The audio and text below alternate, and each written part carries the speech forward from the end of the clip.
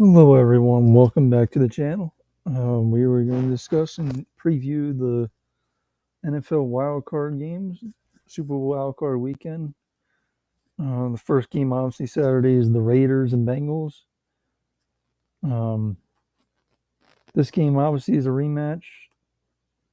It's only been one game this week that won't be a rematch, and that is the 49ers Dallas game. The Bengals Raiders was a relatively close game for the most part in the first matchup until late in the game where the Bengals scored a couple touchdowns off, I believe, Raiders turnover, one of them, which basically made it look like a blowout at the end of the game.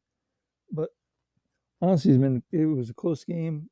That was in Las Vegas, though, I believe. So now going in Cincinnati, that helps them. They got the week rest off. Raiders coming off overtime game Sunday, so and only have 6 days to prepare for this game. A lot of that is going to help the Bengals, you would think. Maybe they come out rusty. Who knows? This is obviously Joe Burrow's first playoff game, and a lot of those players on that team. Um, and for the Raiders, I guess it's somewhat the same too. I mean, they obviously were in the playoffs in Derek Carr's second year, but now this is his eighth year, I believe. So it's been a while for them. I think it's been almost like 19 so years since the Raiders have, well, other than the one playoff game in that span that they played. So it's 2002 season. They played one playoff game. And for the Bengals, they haven't won a playoff game since the 1990 season, which was in January 6, 1991, against the Oilers of all teams. So, you know, those fan bases are going to be excited they get a playoff win. They haven't had one in decades. So, another thing is about this game, at least what I expect or what I could think is going to happen is these offensively for the Raiders, from their standpoint, they're going to try to move Darren Waller all over the field. Realize the Bengals have a lot of issues covering tight ends. You don't really have the safeties to do it. Jesse Bates is a good safety. It's not really his type to be man to man with Darren Waller. It's really there's not many people that can cover him anyway. But the thing is, the Bengals have the corners to cover the Raiders. If they just don't have a guy to really cover Darren Waller, and they move Darren Waller over the field to get the matchups they want. And that's how I think the Raiders, because I think how the Raiders are going to move the ball, but the run game is a little bit better than it was back then.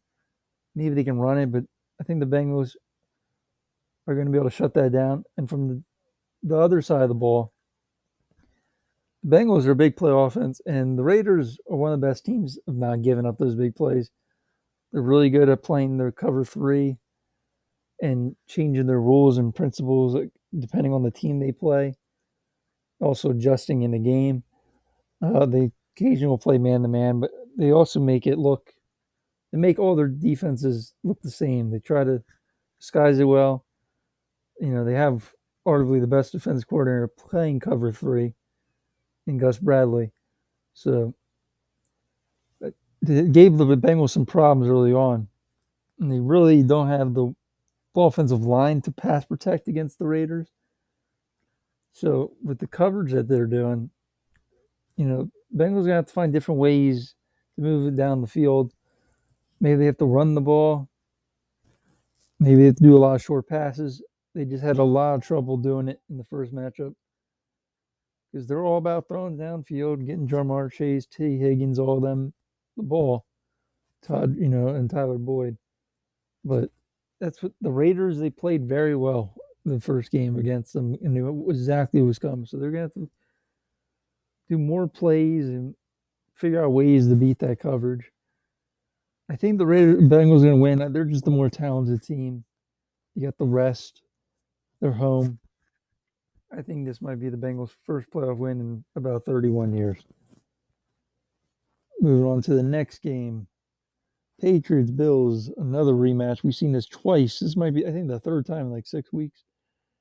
So the home team has lost the both matchups in this season, but I think that's going to change. I'm going to pick the Bills. They had a lot of ways to throw the crossing routes, which really hurt New England in the first matchup. I don't think they're going to allow that as much, but if they're going to play a lot of coverage, it just gives Josh Allen the time to either take his time and find someone downfield or just to run the ball. They've been using Josh Allen more in the run game the last 5 weeks. And the Patriots are not they have some issues stopping the run when, especially the great run teams. Not that the Bills are, they're obviously not, but with Josh Allen and pulling guards and all that, they should be able to have some success running the ball. And the Patriots were they were too obvious what they were doing in the second matchup. The first match it's like, well, they just ran the ball basically the whole game. Well, yeah, in the second match, the Bills played 8-9 man in the box on the first, second down on obvious run situations, and the Patriots still ran it. And then they had fullbacks, they had extra offensive linemen on the field. They just made it obvious they need to, when the Bills think they're going to run it, they need to pass it, and vice versa. Like, you can't make it as obvious in the first match because they would give them 1-2 yard runs, maybe even zero, make yards for losses, and to put Mac Jones in third and long situations to throw the ball. The Bills are pretty good when they know you're going to throw it, stopping that. I think this is going to be closer than the second game, but I don't think it's going to be like the first game. I think the second game indicated more, and I think the Bills know what they need to do. And the Patriots might be able to slow down a little bit more because they didn't slow down at all in the second matchup. The Bills never even punted or turned it over. So I think the Bills will win this game. But they're also, I think, the better team.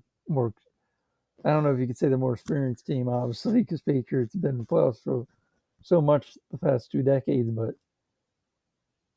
I think the Bills are just the better team right now. And I don't know if they have more desperation factor. They were expected for the year to be in the divisional round, AFC Championship, Super Bowl maybe. So that's where I think they're going to get. Next, I think they're going to win this and go in the divisional round. Which, if this is the case, and the Bengals, as we saw the Chiefs game to be decided, but I think the Chiefs will win that game. We'll talk about that in a bit. But if that happens, then I believe the Bengals will go to Kansas City, and the Bills will go to Tennessee, which both of those games are very exciting games, very good games in the regular season. So I hope that's the case. Moving on to Sunday, 1 o'clock, Eagles, Buccaneers. Buccaneers are, I think, a touchdown favorite in this game, which was about what they were in the first matchup. The Eagles have changed a lot on offense since then. And for the Buccaneers, a lot of injuries and, obviously, receiver positions changed a lot since then. I think the Eagles are too predictable on defense. It's going to allow the Bucs to do pretty much what they want in the passing game. Maybe they could slow down the run. I don't know if Fournette's playing or not. Again, don't know if they necessarily need him for this matchup. I think the Eagles will. I give them a shot. It's just I don't think they have a very good chance of winning. The weather I heard is going to be raining, which for some reason that's helping the Buccaneers in the spread, which doesn't make much sense because they're more of a passing team. But also, I think Brady can play better in the rain than Hurts probably. I haven't really seen Hurts in that kind of conditions. Again, though, they're going to try to run the ball, and if the Eagles can run the ball and control the game, maybe get 150, 200 yard rushing, that gives them a realistic shot to win this game.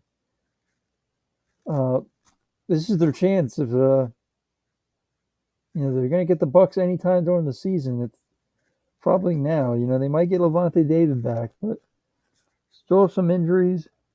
They're not at full strength, and the Eagles had some rest. We'll see. I still will pick the Buccaneers to win this game. Probably my most anticipated, most exciting game for me is the 49ers Cowboys game. Probably just simply because they haven't played this year. I know they played last year. That was with Andy Dalton. I think the 49ers probably had Nick Mullins or Beathard or whatever. They didn't have Garoppolo, so again, this I'm going to pick the upset. I'm going to go with the 49ers. I think they're playing the better. I think they match up well, even though some people say they don't. I could see the Cowboys receivers in one-on-one situation, beating these 49ers corners. But I think the 49ers are going to be able to play two deep safeties, uh, four down linemen basically, and just shut down the run. I think the offensive line's not as good as people think for Dallas. The run game hasn't been as good. I think 49ers are just going to shut down the run game, going to dare them to run it. They're not going to be able to run it. They're going to help these corners out, and it's real. And their Cowboys are very predictable on offense when they throw it. And I think the 49ers are just going to have their way defensively, keeping Dallas out of the end zone. And for the other side of the ball, you know, 49ers, they're hard to stop. There's not many defenses, and I don't think the Cowboys have faced a run defense like this, run offense, sorry, that all year. 49ers, they're going to be able to attack these defenders. The only thing the Cowboys have are the pass rushers. The Trent Williams is one of the tackle, and you got Mike McGlinchey is the other tackle. Like maybe Mike Parsons or DeMarcus Lawrence can beat the right tackle, but I don't really see him having that much success. I think the 49ers are going to be able to do what they want, get the ball to George Kittle and Deebo Samuel, run the ball with Deebo Samuel and Elijah Mitchell, and they should come out with the upset here. Next game, the Sunday night game, Kansas City and Pittsburgh.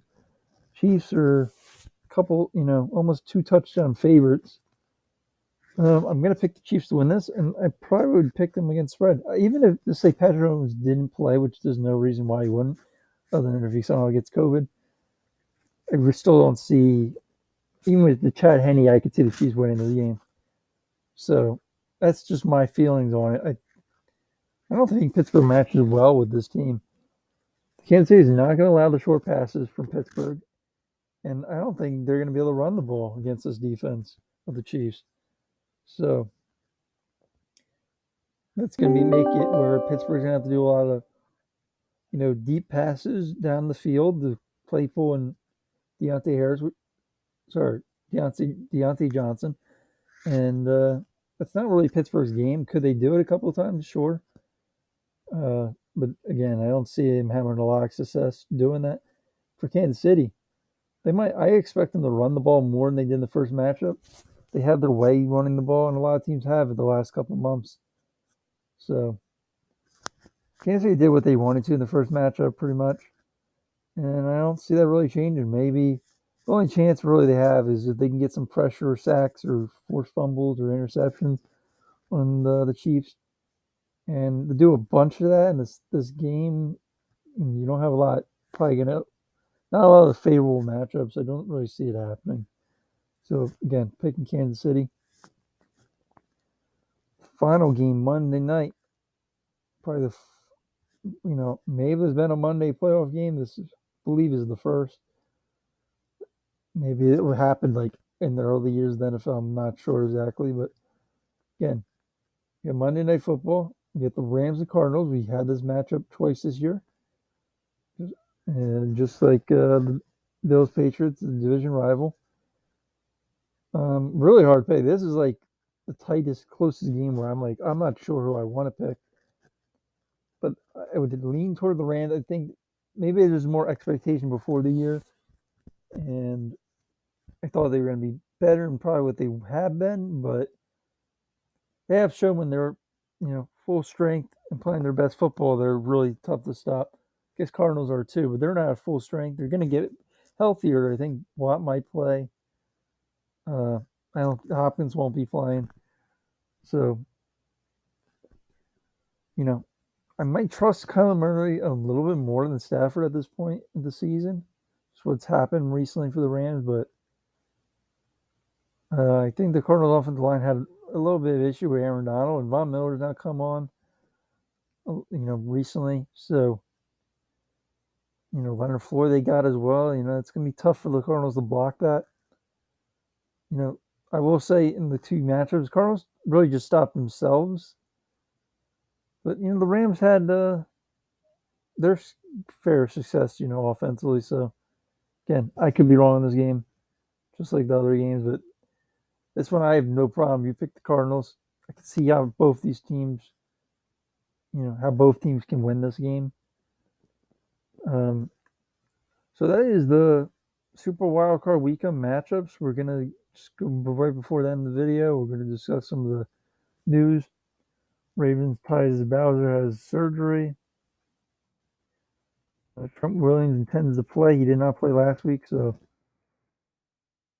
another thing is we got Juju Smith-Schuster possibly could return. Unlikely he plays this week, but this might be Pittsburgh's only game, so and he might not even play anyway. And he's on a 1-year deal, so who knows where he's going to be next year. And Whitney Merciless return for the Packers. Probably won't play. He has a shot playing divisional round, but more likely the championship if they get there. John Brown got signed by the Buccaneers. He's been signed a bunch of teams this year. I don't know what's exactly happened, but I'm going to assume he's not explosive or whatever, and just doesn't look like he can play. Tahir Whitehead got cut by the Cardinals. Some other signings is just more COVID news. Only playoff team I see is there is Jerron Curse in Pittsburgh. Also, James Washington just got activated. Johnson has COVID, it looks like. Yeah, we could talk about some of the head coaching news. Obviously, here's a bunch of candidates. Some big names, some not. But that's the group. You can look really quick. Obviously, the Raiders have no one interviewed yet because they're still in the playoffs and they possibly could retain their interim coach. The general managers. Usually, teams are going to sign the general manager, figure out who they are before they get the coach. So, don't expect those teams to have decision sided on their head coach this week. And then that was terrible news that Jameson Williams was declared for the draft. Had the injury in the the college championship game. So that stinks for him. Sean Watson, I guess there's news that still won't return to the Texans no matter who the head coach is. Other thing is to know, I guess, on Deshaun Watson is we've always talking about going to Miami and trading for go there. But I heard one of the reasons was Brian Flores was the reason. Now he's not there. He might go to the Texans. So very odd situation. We'll see. See how that plays out. Extension maybe for Quentin Nelson.